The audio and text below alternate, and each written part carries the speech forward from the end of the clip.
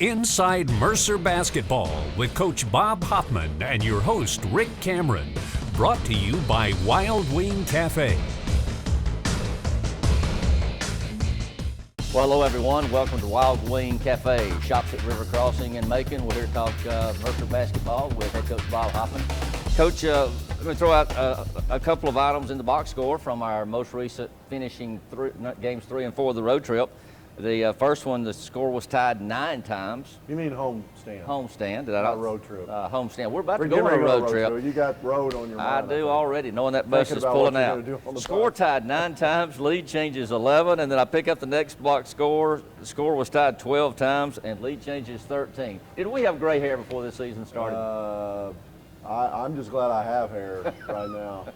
No, I mean 2 close games. Yeah, great basketball games. If you're enjoy basketball and like watching, it would be fun to watch. But if you're a coach or you're a player in those games, they don't finish your way, they're a little hard to swallow. Yeah, Coach, we were making the light side of how tight the games were, but on a serious nature, obviously, it's very frustrating as a head coach for your players, for your assistant coaches, the fans, to get that close and to come up short more than once.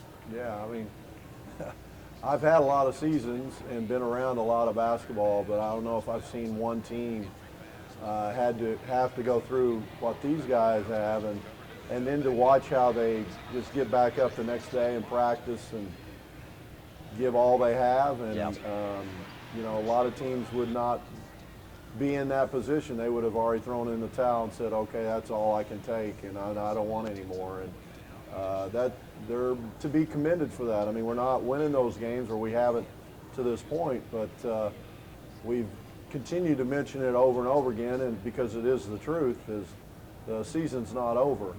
We have played everybody in the league as good as anybody in the league. We just haven't got W's to show for it. So like I talked to them today in practice, I mean, we just got to get one more rebound, one more free throw. I got to call one better play. We got to get one more stop. Got to get one more loose ball. We just got to find a way to make one more play. And in the midst of that, and when it's over and you don't get that done, especially the way we've lost a few, that just deflates you. I guess that's appropriate since we just had Deflategate and the Patriots just won. But I think it just takes the wind out of your sails, and that's what I was speaking to, of how amazing it is that these guys have continued to work on their games. They've worked on wanting to be better. I mean, we had a great practice this morning.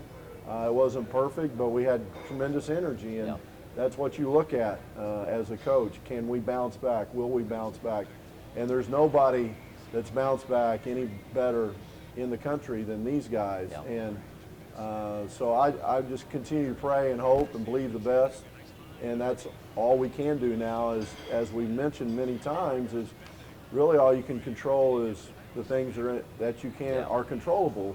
And you can't control if a guy hits a shot, or if they throw one in from 80 feet with 1 second left, or all those other things. But what you can control is maybe make one more play where that possession doesn't mean as much.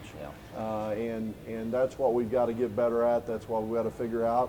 And we got 3 tough ones in a row on the road, starting with Thursday night at VMI. It also means, Coach, as a head coach of a college basketball team, your coaching talents are not just needed at practice, at a game. It's 7 days a week, 24 hours a day to keep everybody headed on the same course in the same direction. Yeah, I mean, and another part of that is I have a great support system myself and friends, and you know, everybody texts you and everybody's excited for you when you win.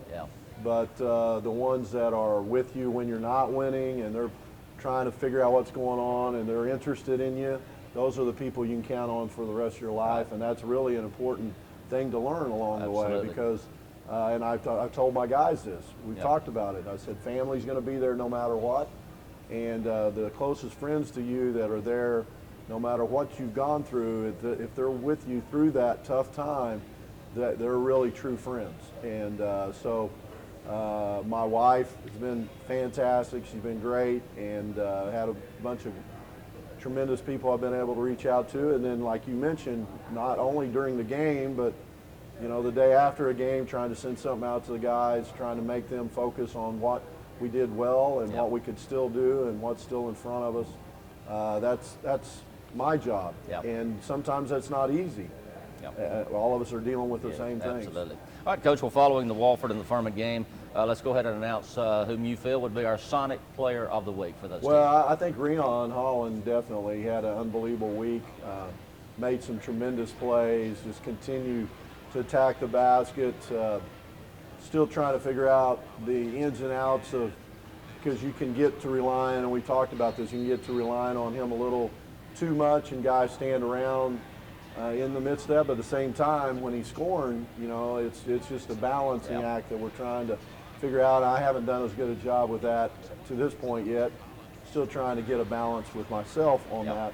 But he's done a great job, and he's working really, really hard. He's banged up. He's hurt his knee.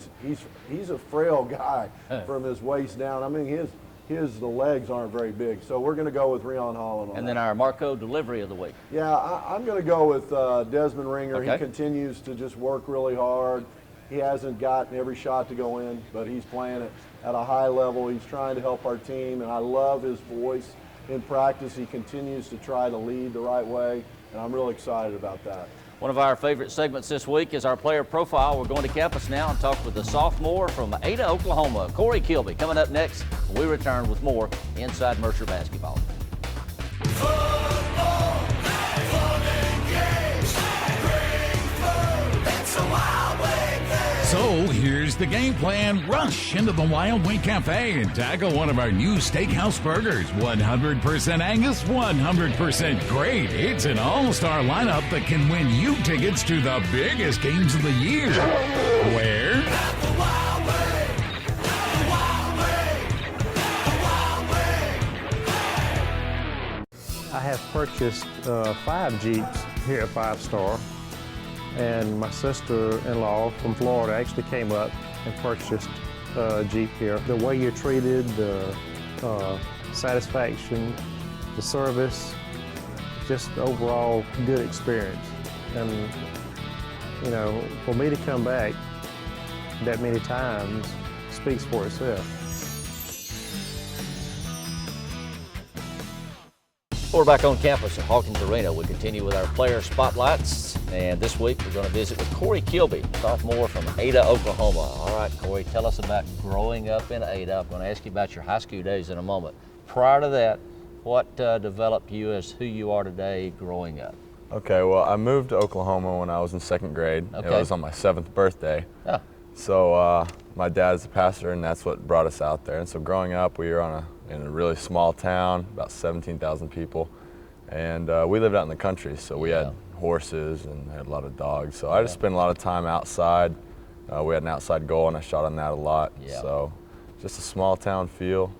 And then moving on to Ada, Oklahoma, you hold the record for career points at 2013, but you maybe were better known as the All-State quarterback. Which was it? Well, probably more so basketball because I played all 4 years of high school. Okay. I only played 2 years in football, but football is a big deal in Oklahoma, especially at Ada. Absolutely. So I don't know. Maybe people did know me more as the quarterback. Maybe they did. I know the one play that we've got where we're throwing from one end of the floor to the other, you're the guy that's going to get the basketball. Coach trusts you more with the full-length pass than anybody else. Yes, sir. Every time we practice that, in practice, I'm the guy that throws the pass. So. Did you find time growing up to do anything but play football and basketball?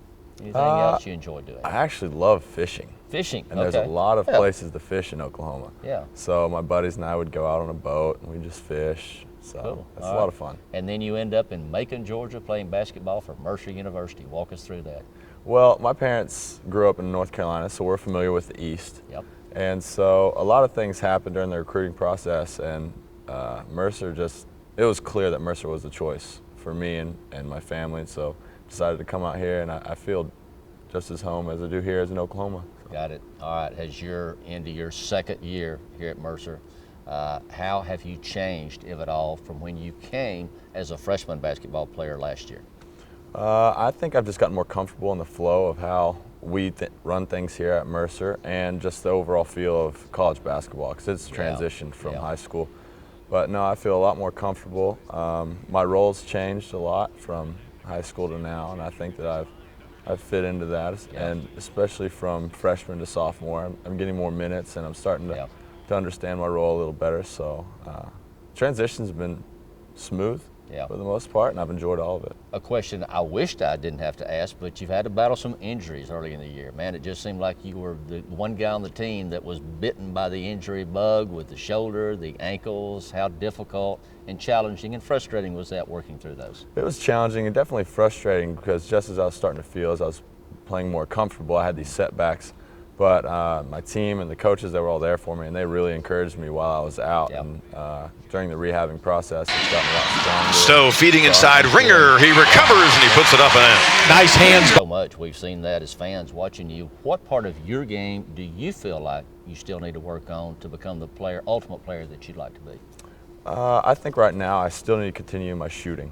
I've struggled so far this season, and I'd like to continue to get better at that. And other than that, just continue to stay focused on defense and guard my man, and try to contribute as much energy as I can on defense. What do you enjoy most about playing Division I college basketball? The thing I enjoy the most is just the competition, is that no game is given to you. It's always going to be a battle, and I think that's just the most fun and enjoyable thing is being an athlete, is to compete. What are you majoring in, and one of these days, what will you hope to do with that degree? Well, right now I'm majoring in communications, and I'm not sure what I want to do in the future, but I really have a passion for sports, so I can see myself coaching at some point. Okay. Mercer is a high-level academic institution. You found that out already. How challenging is it for folks who may not realize to be a full-time college player, a full-time student athlete? How do you mix the role of studying and playing as well? That's one thing that I really struggled with when I first got here, and I've gotten much better at it. But the thing you need to do is just manage your time as well as you can. I mean, you want to develop as an athlete, but you also have to develop as a student, because Mercer really pushes you. And the resources that we have here with tutors and study hall hours, it really helped me as I got here. Game day.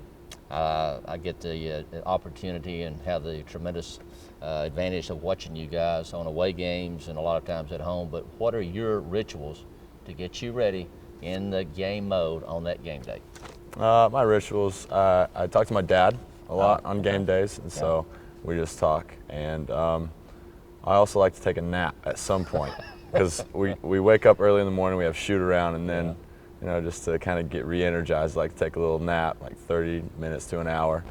And other than that, just put my headphones in, try to stay focused. All right, I'm sure you realize as a D1 college player, the hundreds and thousands of kids that watch you play here in this arena, others that watch you on television. For the younger folks out there who may be hearing your interview today, what advice would you give to them, whether it's a D1 college player or to be successful in life? What advice would you give to our young people? My advice would be just whatever you're interested in, whatever you're doing, give it your all, because time goes by really fast, and you don't realize that when you're younger, but it really does. And so you get a couple opportunities here and there to give it your best shot. So whatever it is, whether it's academics, sports, band, give it your best. All right, Corey, we've got we're almost done with non-conference play. That's toughened us up pretty good. How do you feel we've set ourselves to be successful as we go into January, February in conference competition? Well, I think with all the new guys this year, we've had a challenge of coming together as a team, but I think that we're really working on that, and we've gotten a lot better at it these past couple weeks. So I think that we're on track and right where we need to be right when conference is going to be here. All right, Corey, sounds great. Now, the rest of the year, no more braces, no more ankle sprains, 100% Corey Kilby the rest of the year. Yes, sir. Sounds good. All right, Corey Kilby from Ada, Oklahoma. We're going to go back up to Wild Wing, rejoin Bob Hoffman with more Inside Mercer Basketball.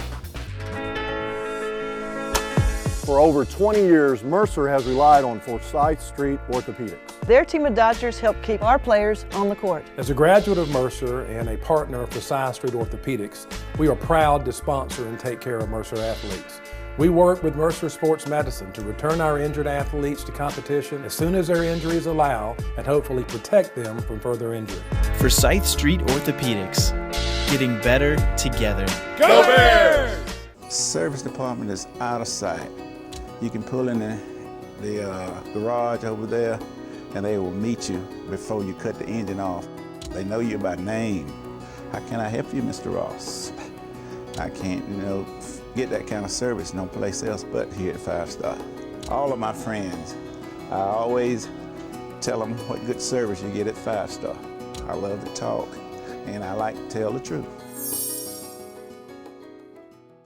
Back at Wild Wing Café, the season is quickly getting away from us. Only 6 more games this season. Coach, before we get back into SoCon play and discuss our upcoming 2 games, let's talk just a little bit about what's going on in the world of basketball. For one thing, does it surprise you at all that Gonzaga, who is a mid-major, not only is at the top of the mid-major poll, but it's the #1 current team in the country? No, they have amazing players. They had a great player from Lithuania.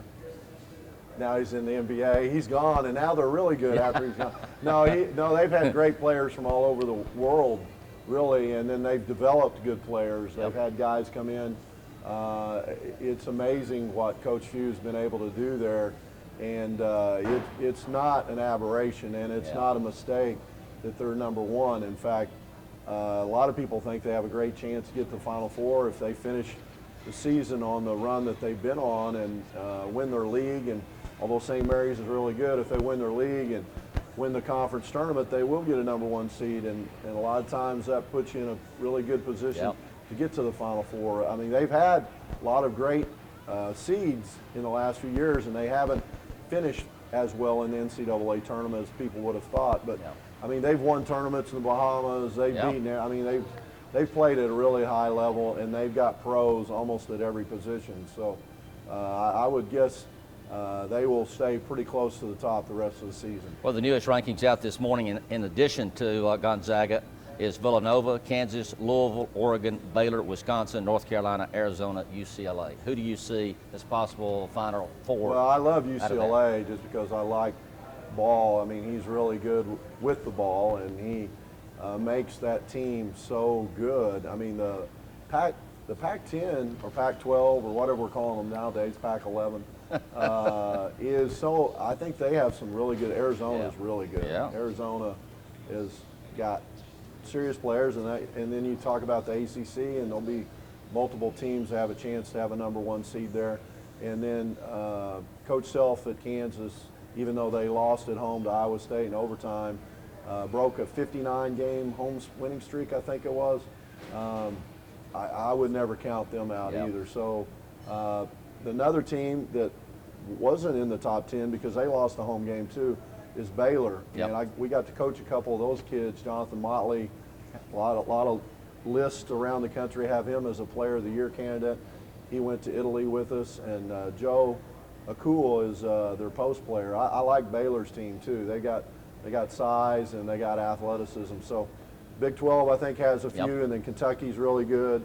ACC has several, and then the Pac-12 or Pac-50 or whatever it is, I think they got really good teams. Let's go back to Kentucky just a moment, Coach. They just dropped out after having lost 3 of their last 4. So in the current top 10, no Kentucky, no Duke, and no team from the SEC. Yeah, if I was playing against them, that wouldn't be somebody you'd be excited about drawing in the tournament as like an 8 seed or a 9 seed or whatever. I mean, that would be awful draw because, I mean, they have the talent to play at the highest level, even though they have lost a few games in a row in league play.